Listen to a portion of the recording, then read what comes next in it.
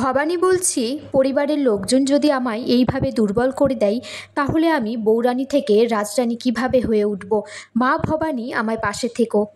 এদিকে কবিরাজ মশাই এসেছে ভবানীকে দেখার জন্য। রামকান্তর মা বলছে, আপনি তো কিছুই বলছেন নে, ভবানী মার কী হয়েছে?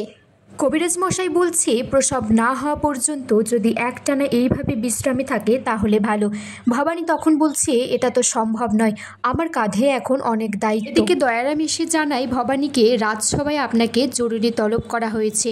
এদিকে সত্য এসেছে বিষ্ণুরামকে বলতে যে রাজসভায় তাকেও যেতে হবে। বিষ্ণুরাম বলছে যে সারা রাত কারাদণ্ডে কাটিয়ে একটু ঘরে বসেছি, আমি এখন যেতে পারবো না। সত্য বলছে, রঘুরাজা বলেছে আপনি যেতে যদি অস্বীকার করেন তাহলে পাইকেনে আপনাকে আবার কারাদণ্ডে ভরা হবে। তখন বিষ্ণুরাম সত্যকে একটা থাপ্পড় মারতে চাই।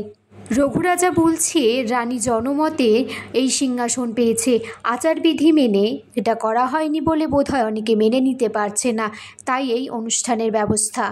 রঘুরাজা ভবানীকে শপথ গ্রহণ করতে বললে ভবানী বলে যে খুড়োমশাই, আমার তো মহারাজের কথা মনে হলে আমার মনটা ব্যাকুল হয়ে যাচ্ছে। ভবানী হাতে তলোয়ার নিয়ে বলছে, নাটোর আমার মা, আমার প্রাণ যায় যাক তবু আমি বুক দিয়ে এই মাটিকে রক্ষা করব। ভবানী মুকুটটা খুলে মা ভবানীর চরণে রেখে বলছে, মা, এ যে তোমারই আশীর্বাদ, আমায় শক্তি দিও মা, আমি যেন দোষীকে উপযুক্ত সাজা দিতে পারি।